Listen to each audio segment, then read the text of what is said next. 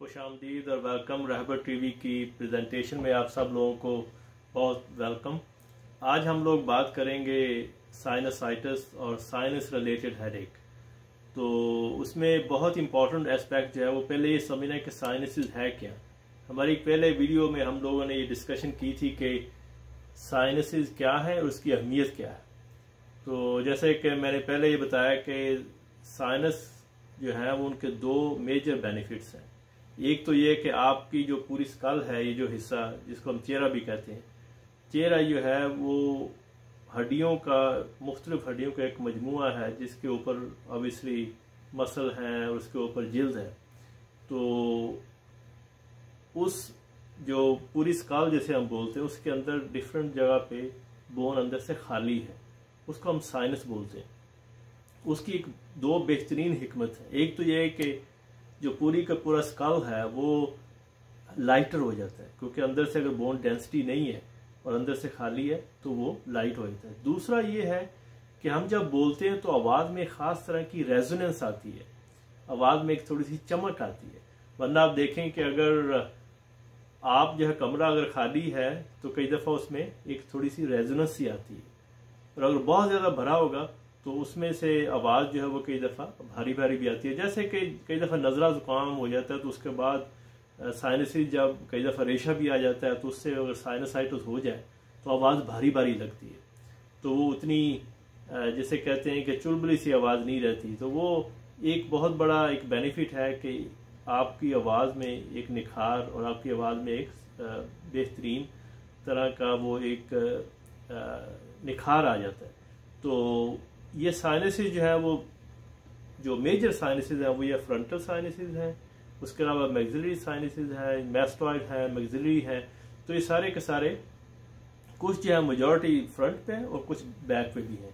तो आइए देखते हैं कि साइनसाइटिस की हेडेक जो है उसकी क्या वजूहात है और वो कैसे उसका होता है। तो जैसे हमने पहले ये डिस्कशन की थी कि ये जो हेडेक है वो डिफरेंट तरह की हेडेक, जैसे फ्रंटल हेडेक है वो टेंशन और स्ट्रेस की वजह से हेडेक है, या माइग्रेन है साइड पे है। फ्रंटल जो साइनसाइटिस है उसकी वजह से हेडेक जो है वो यहाँ पे अक्सर होती है, वो भारी भारी होता है, वो पोजिशनल होती है। जब आप सजदे में जाते हैं, जब आप सर को ऐसे करते हैं तो उसमें जो ऐसे लगता है कि सारे का सारा सर जो है वो भारी और आगे की तरफ गिर रहा है। तो ये मोस्टली जो साइनसिस है उसमें फ्लूइड चला जाता है। तो फ्लूइड क्यों जाता है कि इसमें आल्दो कैविटी है मगर ये साथ कनेक्टेड है नाक के साथ। तो मोस्टली साइनसिस जो है वो नाक के अंदर जाके खुलते हैं। तो उसका बेनिफिट ये है कि, और उसका एक प्रोसीजर जो कुदरत ने, अल्लाह पाक ने बनाया वो ये है कि उसके अंदर स्मॉल छोटे छोटे एक लाइनिंग भी होती है, उसके अंदर जैसे बालून जैसी चीज़ें होती हैं जो कि फ्लूइड को वो बाहर निकालती रहती हैं। कई दफ़ा जब आप सुबह सुबह उठते हैं तो आपको ऐसा लगता है जैसे आपके कुछ लोग केरा कहते हैं कि केरा गिर रहा है गले के अंदर। वो जो है वो अक्सर साइनसाइटिस की वजह से होता है, क्योंकि पोजीशन की वजह से जब आप ऐसे लेट जाते हैं तो वो साइनस जो है वो थोड़ा सा पीछे की तरफ उसमें से खाली होता है। और कई दफ़ा कुछ लोगों को वो केरा जिसे कहते हैं गिरने की वजह से खांसी भी आती है। तो ये साइनसाइटिस जो है वो actually most of the time ये उस वक्त होता है जब आपको एक दफ़ा ज़ुकाम हो जाए। पहले ज़ुकाम में तो ऐसा होता है ना कि आपको छींकें आती हैं और उसके बाद नाक बहना शुरू हो जाता है, और अल्टीमेटली अगर आप उसको प्रॉपरली ट्रीट ना करें तो वही हम जिसे कहते हैं रेशा जम जाता है, रेशा जाके इधर जम जाता है और कई दफ़ा इधर भी साइनस उसमें चला जाता है। तो मुंह और नाक और ये गला सारे के सारे एक तरह से कनेक्टेड हैं, और फिर ये होता है कि अगर वो उसमें से रेशा रहे तो वो रेशा जो है वो अल्टीमेटली वो पीछे की तरफ गिरना शुरू हो जाता है और आपको हेडेक होती है। तो साइनस की हेडेक मोस्टली फ्रंट की तरफ होती है। तो ये उस पिक्चर जो है वो आपको बता देगी कि ये देखें फ्रंटल है, ये साइड पे है, तो ये इस तरह करके होती है। तो ये हमने डिफरेंट टाइप्स ऑफ हेडेक्स पहले हम डिस्कस कर चुके हैं, जैसे स्ट्रेस हेडेक है, दर्द शकीका है, या माइग्रेन जिसे बोलते हैं वो है। तो आज का मेजर टॉपिक साइनस, और इसके बाद हम होपफुली ये जैसे कहते हैं कि बैक ऑफ द नेक और बैक ऑफ द हेड जो है वो पेन, उस पर भी हम डिस्कशन करेंगे। तो पहले ये आज हम करेंगे। तो जस्ट क्विकली कि पेन क्यों होती है। पेन उसकी वजह ये है कि वो छोटे छोटे वेसल जो है जो कि सप्लाई करते हैं पूरी स्कल को भी और साइनसिस को, वो सारे के सारे ऐसे हैं कि उनमें इन्फ्लेमेशन होती है, वो वेसल जो है वो फैल जाते हैं और आपको एक दबाव सा महसूस होता है, उसमें एक पेन सी महसूस होती है। तो ये साइनसाइटिस की एक वजह, उसकी पेन की ये वजह है। तो ये देखें बड़ी अच्छी पिक्चर है, इसमें आपको पता चल जाएगा। ये देखें ये फ्रंटल साइनस है, तो इसी तरह ये एथमॉइड साइनस हम बोलते हैं, इनके डिफरेंट नाम्स हैं। ये बड़े बड़े नाम, इनसे घबराने की ज़रूरत नहीं है, क्योंकि ये ऑब्वियसली कुछ जो नाम जो लैटिन को पुराने ज़माने के रखे हुए हैं, तो आप लोगों को इसको याद करने की ज़रूरत है। बस इतना याद रखें कि छोटी छोटी कैविटी हैं, छोटे छोटे खाने बने हुए हैं, कि उनकी वजह से वो जो है हमें थोड़ा बेहतरीन बेनिफिट्स मिलते हैं। तो उसके बाद ये मैक्सिलरी साइनस है, और ये नोज़ है, ऑब्वियसली लिप्स है, आईज है। तो ये सारी का सारा एक अच्छा है। तो अब देख रहे हैं कि हेडेक जो है वो साइनस की वजह से है, या वो जिसे हम माइग्रेन कहते हैं वो है, या स्ट्रेस है। तो उसको हमने डिफ्रेंशिएट कैसे करना है? तो एक आम आदमी के लिए हमने इसको बड़ा आसान बना दिया। उसमें आपने जो चीज़ें देखनी है वो ये है कि क्या पहली बात है कि रनी नोज थी कि नहीं, अगर थी तो मोस्ट लाइकली ये साइनस थी। उसके बाद आपने देखना है कि आपको खांसी आ रही है, खांसी से ज़्यादा इंपॉर्टेंट कि फीवर है कि नहीं। अगर फीवर हो तो कई दफ़ा एक्यूट साइनसाइटिस में या क्रॉनिक साइनसाइटिस में आपको जिस्म जो है वो जैसे गर्मी सी लग रही है, जैसे फीवर सा महसूस हो रहा है, जो टेम्परेचर जो है वो आपका ज़्यादा रहता है। तो ये एक बहुत ही करेक्टरिस्टिक फीचर है साइनस हेडेक का। उसके बाद ये पोजीशन होती है, नेजल डिस्चार्ज होता है, और कई दफ़ा गला भी ख़राब होता है। तो ये ख़ास आपने चीज़ों पे गौर करना है। गला ख़राब है, या आपको जैसे केरा नीचे पीछे की तरफ गिर रहा है वो है, या फीवर है, तो ये सारे के सारे साइनसाइटिस को इंडिकेट करते हैं। तो ये आपने ज़हन में रख लें, ताकि अगली दफ़ा आपको हेडेक हो तो आप इन क्वेश्चंस को आप you can ask this question कि भाई अगर ये हेडेक है तो क्यों हेडेक है। स्ट्रेस का हमने बताया था कि वैसे शिकंजा जैसे होता है, और ये जो दर्द शकीका या माइग्रेन जैसे होती है वो एक तरह की पाउंडिंग हेडेक्स होती है, वो पल्सेटिंग, वो आई के उसमें ज़्यादा साइंस होते हैं। तो इसमें गले और उसके केरा जो है वो गिरने वाले साइन उसमें काफ़ी प्रोमिनेंट होते हैं साइनसाइटिस। तो आपने इसको ध्यान में रखना है। तो अब लेट्स टॉक अबाउट इसकी मैनेजमेंट कैसे करनी। तो इसकी मैनेजमेंट एक तो ये कि जब आपको नज़ला ज़ुकाम हो तो प्लीज़ आप अपने आप का ख्याल करें। कोई 30 मार खा बनने की ज़रूरत नहीं है कि टार्जन बन जाए कि ठीक है यार कोई नहीं, मैं दवा मैं बारिश में भी जा रहा हूँ या कर रहा हूँ, थोड़ा सा आराम कर लें। ये वायरस की वजह से यूजली होता है। तो उसमें यह है कि अगर आप इसको आराम कर लें, थोड़ा सा इम्प्रूव कर लें, अपने आप को अपनी इम्यूनिटी इम्प्रूव कर लें, थोड़ा सा गर्मा गर्म चाय शाय वो पिएँ, कोई सूप पिएँ, और साथ टायलेनॉल ले लें, तो यूजली ये बिल्कुल ठीक हो जाता है। कुछ जगह पे ये है वो अगर आपको इनिशियली सोर थ्रोट है तो उसके लिए आप मेडिसिन भी ले सकते हैं, जैसे रिथ्रोमाइसिन है, मगर फीवर हो तो नहीं। फीवर नहीं है तो एंटीबायोटिक ना लें, क्योंकि एंटीबायोटिक लेने का मोस्टली नुकसान ही होता है। अब बिला वजह उसमें एंटीबायोटिक रेजिस्टेंस में फंस जाते हैं।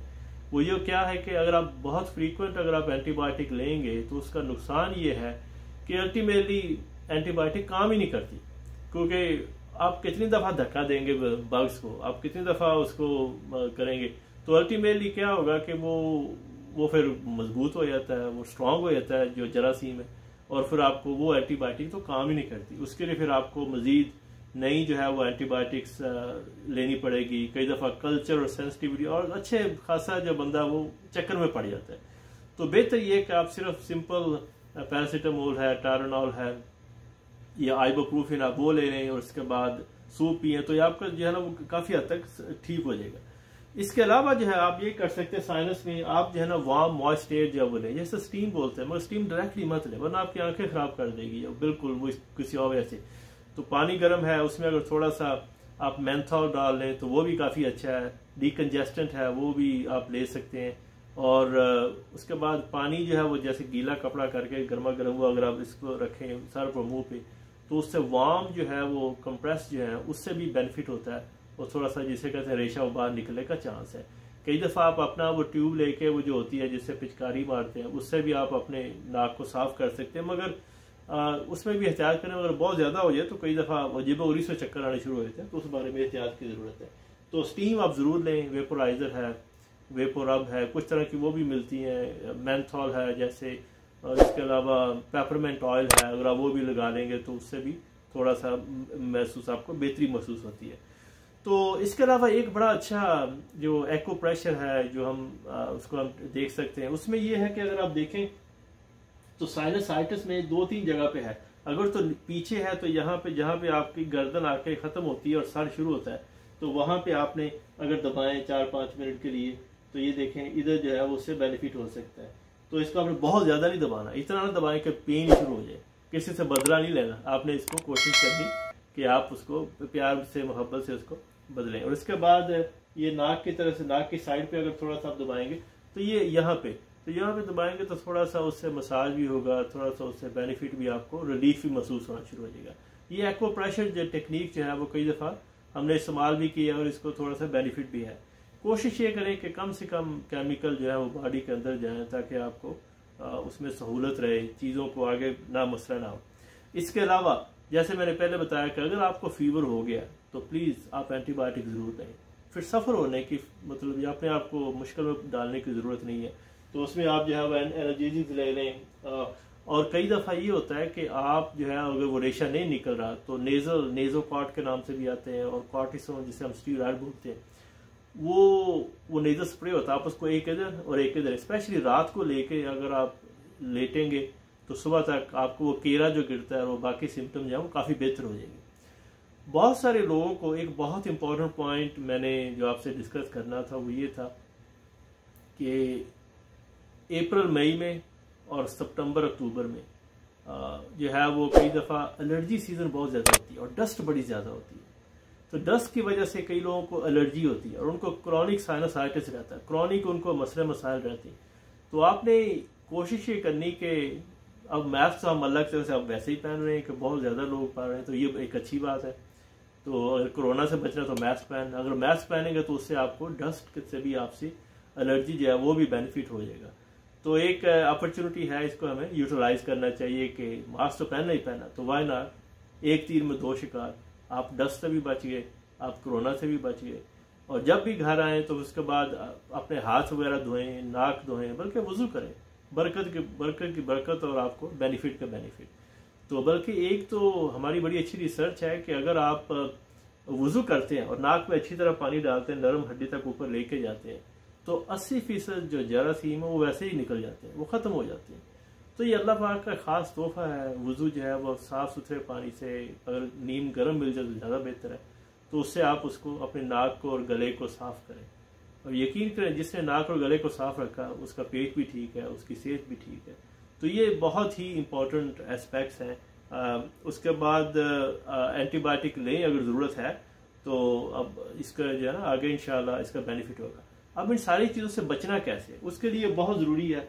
कुछ लोग जो होते हैं वो परफ्यूम, जो नई परफ्यूम लेते हैं, उसमें उन्हें ये प्रॉब्लम होती है कि वो उससे एलर्जी हो जाती है।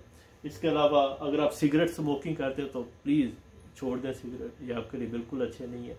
और आपने जैसे डस्ट का मैंने जिक्र कर दिया, केमिकल जो है वो कई दफ़ा जाते हैं तो उससे भी आपको वो एलर्जी रिएक्शन हो जाता है और आप चीखे मार मार के बंदे का बुरा हाल हो जाता है। तो वो अल्टीमेटली क्या होता है, अल्टीमेटली यू एंड अप जो सोजिश हो जाती है सारे वो साइनसेस में, और ये कोई अच्छी वो प्रेजेंट नहीं है। तो आपको लास्ट में छोटे छोटे टिप्स ये हैं, वो ये है कि मेंथॉल ऑयल स्टीम लें। एक बड़ा जग पानी का अच्छी तरह गर्म करके जब उसमें स्टीम आनी शुरू हो जाए तो थोड़ा सा मेंथॉल डाल लें या पेपरमेंट ऑयल डाल लें, या कुछ जैसे अगर आप वेपोर वगैरह है वो कर लें, तो उससे आपके साइनसेस इंशाल्लाह खुल जाएंगे। आई होप ये फ़ायदेमंद होगी आपको। इसमें 2-3 चीज़ें हमने जनरली बेनिफिट के लिए भी बताई हैं, आप प्लीज़ उनको भी फॉलो कीजिएगा। और दूसरा ये कि ये जो साइनसाइटिस के बारे में इट्स ऑल बी इंस्ट्रक्शन है। Hope you like it. Thank you so much.